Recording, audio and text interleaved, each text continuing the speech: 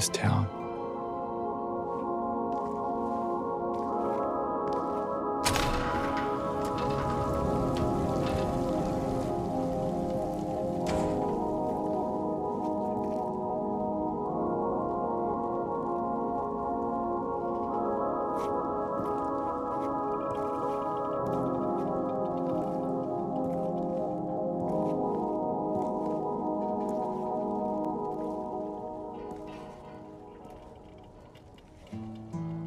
In my restless dreams, I see that town. Silent Hill. You promised you'd take me there again someday. But you never did. Well, I'm alone there now. In our special place. Waiting for you.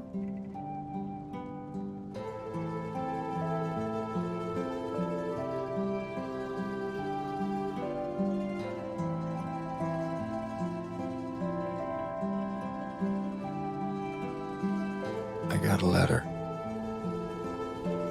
The name on the envelope said Mary. My wife's name. It's ridiculous. Couldn't possibly be true. That's what I keep telling myself. Mary died of that damn disease 3 years ago. So then why am I looking for her? Our special place. What could she mean? This whole town was our special place. Could Mary really be here? Is she really alive? Waiting for me?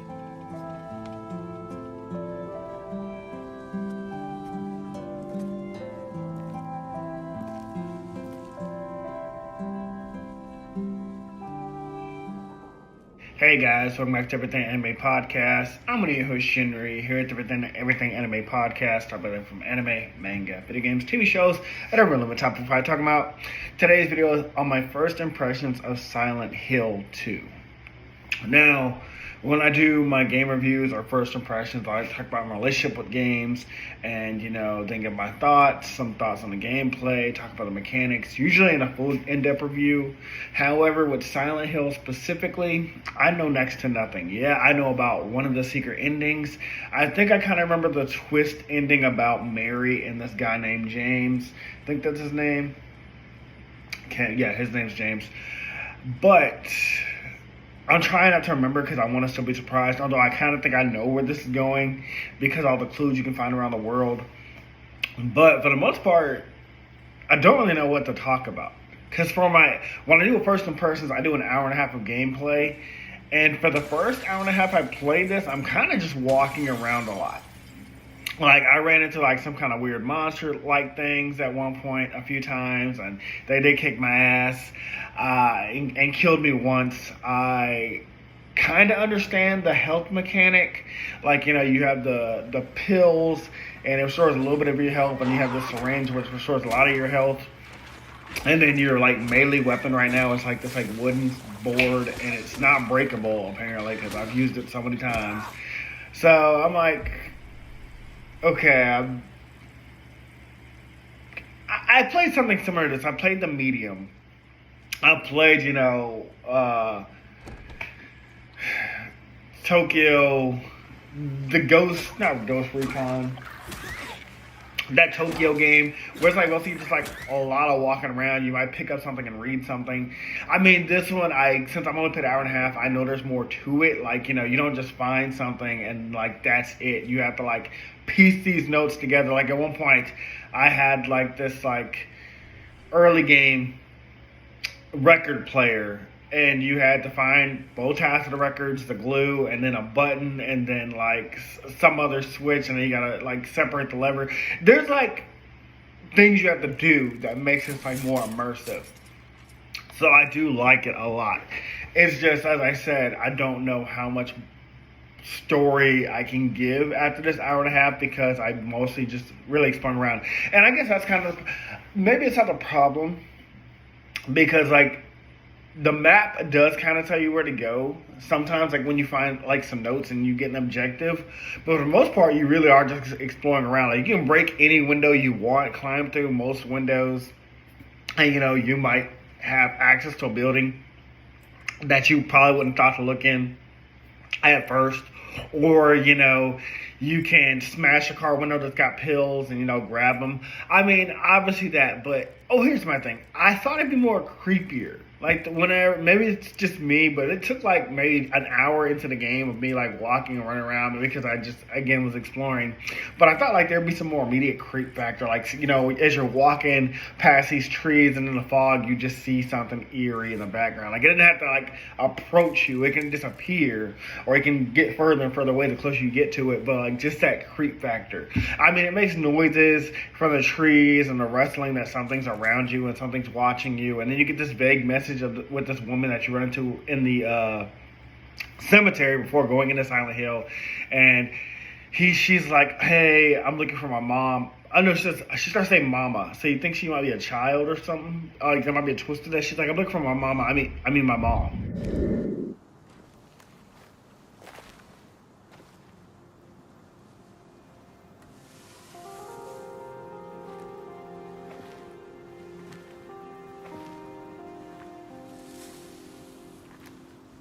Excuse me.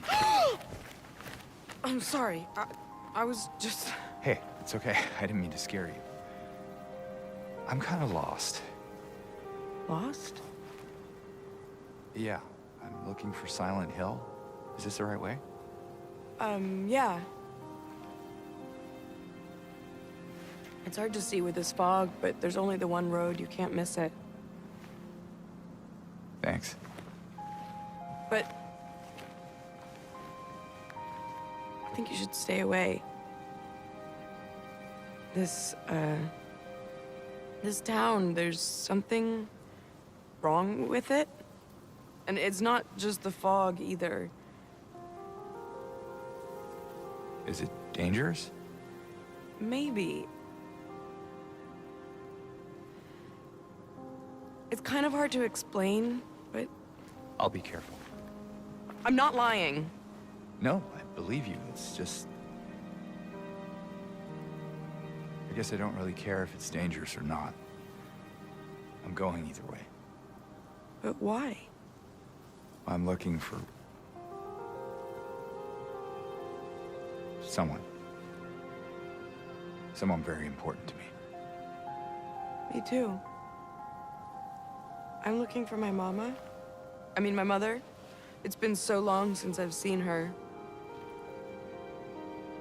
I thought my father and brother were here, but I can't find them either.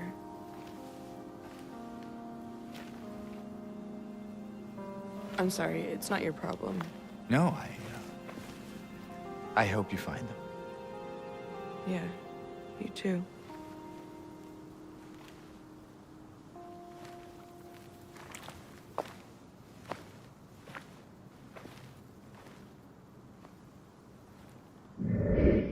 I know she's here somewhere, but I can't find her. And she says like, "Oh, my brother and my father are here too." At least I think they are, but I don't know where they're at. And then your character starts saying, "I'm looking for my wife," but he's like, "I'm looking for someone."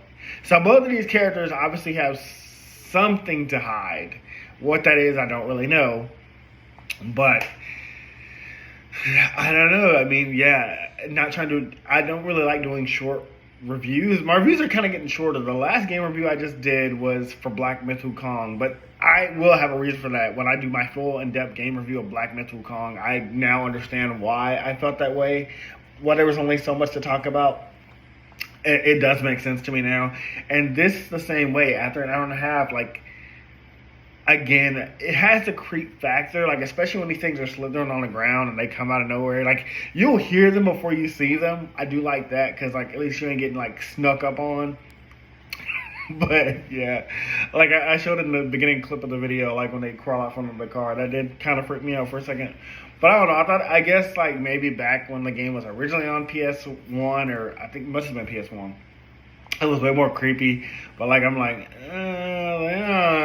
so far I'm not really very creeped out. I am playing it at night though. I'm not playing it in the daytime. just to add to that factor. Because mind you, Bioshock as a kid scared me. Them splicers, they were scary and intimidating. These things are, it's not that they're not scary. It's just like, I don't know. I was thinking something else. But overall, I do like it. It was a $70 game when I bought, $60 game when I bought it. So I'm like, okay. And I've heard some other things with this backstory. I've heard about this game before. Like, I've heard people talk about it. They're like, oh, Silent Hill 2 is one of the best games ever. Resident Evil 2 and 4 I've heard are one of the best. I bought Resident Evil 2 as well. I guess I'm in the 2 era. I ain't playing Resident Evil 1. I ain't playing Silent Hill 1.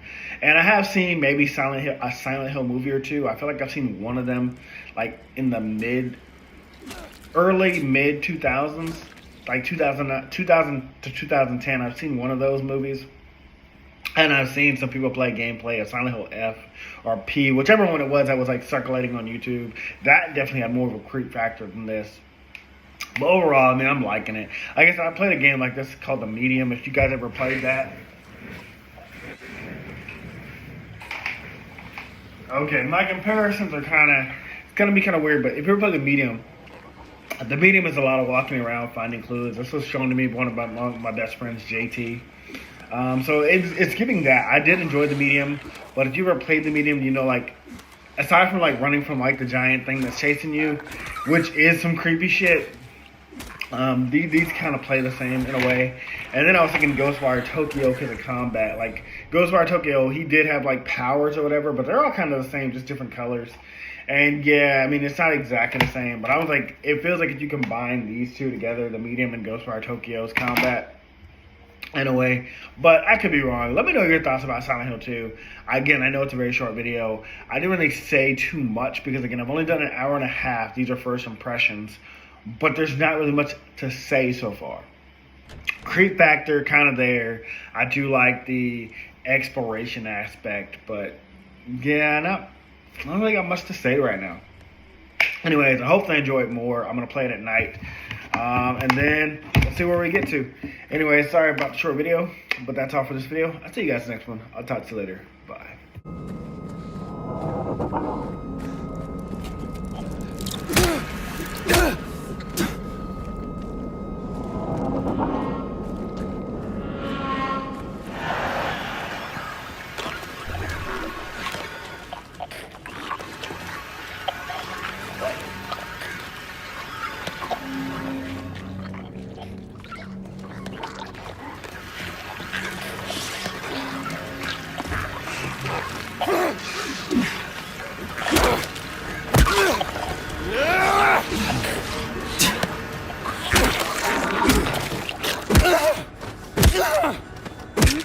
Hey guys, this video was sponsored by me, the author of the Shinry series, the Chronicles of Wayne, and Monsterverse. So I figured I'd do this outro a little bit different by showing you guys what you guys will be checking out. So, the Shinry series starts with Book 1, Shobu Samurai Project Aryoku. 10 years after the death of his parents, Shobu Samurai returns home seeking vengeance, but instead faces a choice to save his home from shadow creatures, blood beasts, and an organization once thought dead. Shinry's Shobu Samurai starts at $9.99. And if you love anime, manga, Naruto, One Piece, Bleach, Yu Yu Hakusho, Fairy Tail, Shaman King, Rave Master, Zatch Bell, anything like that, the Shinry series is definitely the series for you. You'll definitely want to check it out. The Sword of Light is probably the thickest one so far. And then these books are 2. This is Enter the Dread Zone Tournament. And the series original ending, Arado, the Legendary Conjuring Master. So, and I'll just show you guys some of the covers. Really proud of all of these. But I hope you guys check it out. If you don't like that, I also have the current published books for the Chronicles of Wayne, Love Be Damned, Cotton Candy, Full Moons, Fabled Lovers, A Cursed Virgin's Bite. If You Go Where Monsters Dance, Red Will Rain Over Your House. Love Be Damned. Now, the Chronicles of Wayne is about a geeky guy, or a nerdy guy in high school. His senior year, he has a crush on the hottest guy in school, because of course he does. He's only got one best friend, and her name is Barb. Well, the hottest guy in school turns out to be a werewolf. And to make the story more interesting, he bites Wayne and turns Wayne into the first ever wolfman in the last 10 years. And because of that, it was also a sacred law that wolfmen should never be created. I don't want to get into too much of the Chronicles of Wayne without spoiling it, but I can tell you it's very short. This one sells for $6.99, and Love BK's right after it.